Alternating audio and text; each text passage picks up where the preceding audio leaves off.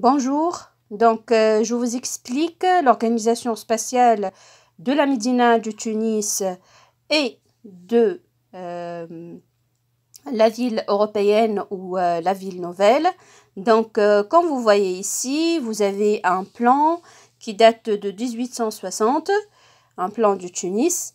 Ici, vous avez le centre de la Médina, entouré par une enceinte crénelée ou une forteresse. Ça, c'est la première forteresse et ça, c'est la deuxième forteresse.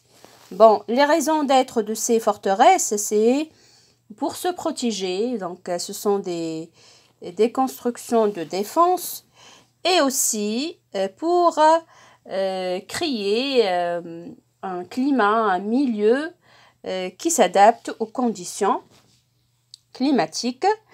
Donc, ici, pour le centre, la Médina, elle est formée par la mosquée, Jema' Zitouna, les palais, les souks, les habitats, les bazars sont en relation étroite avec ce centre formé par la mosquée, Zitouna. Voilà, donc on a pour chaque enceinte des portes.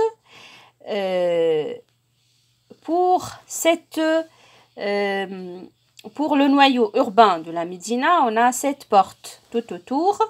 Et pour la délimitation de la Médina, on a une deuxième enceinte formée par 8 portes. Vous voyez ici les portes. On a 4 portes au côté nord et 4 portes au côté sud. Bon, ici on parle de Faubourg du Nord et ça c'est le Faubourg du Sud. La connexion entre le Faubourg du Nord et la Médina se fait à travers Beb Souiqa. Et ici, la connexion se fait à travers Beb Zira. Donc, pour les activités qu'on peut trouver dans le Faubourg du Nord, on a le marché d'Alf al-Halfawin, quartier al-Halfawin, et le marché de paille, quartier Tabanine. Et pour le quartier, le Faubourg du Sud, on a un quartier de Rabat al-Ghnam. C'est un marché pour la vente des moutons et des chevaux. Les gens qui arrivent au Faubourg du Sud sont généralement du Gabon pour vendre leurs produits agricoles. Donc je zoome un peu et vous allez voir un petit noyau ici. Voilà, donc un petit noyau de celui-là, le petit noyau de la ville européenne. C'était en 1860. Et ça, c'est Beb Bhar, la porte de la marine qui fait la connexion entre la Médina et le lac du Tunis. Donc, avant la date de colonisation, bon, ici, vous voyez, ça, c'est l'arrière-pays.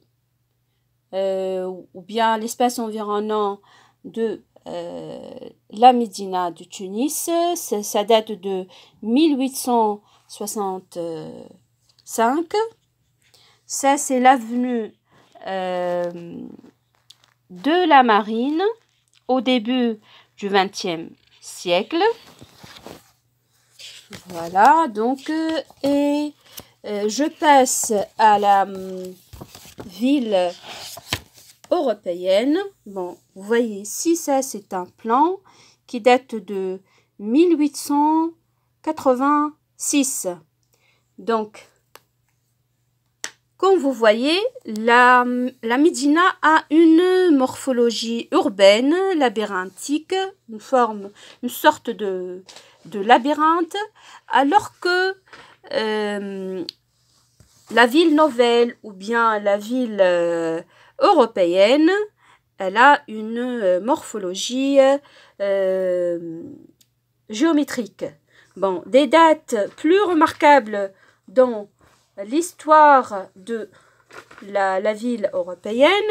Donc, en 1861, il y a eu la création, c'est la date de création de la cathédrale.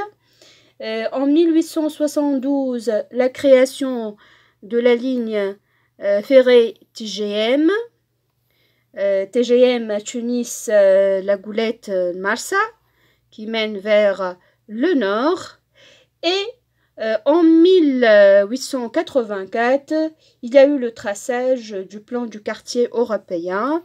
Donc, avant cette date du plan. Donc, ici, voilà, après 5 ans de la colonisation française, il y a eu création de ce nouveau quartier. C'est pour cette raison qu'on l'appelle Ville Nouvelle.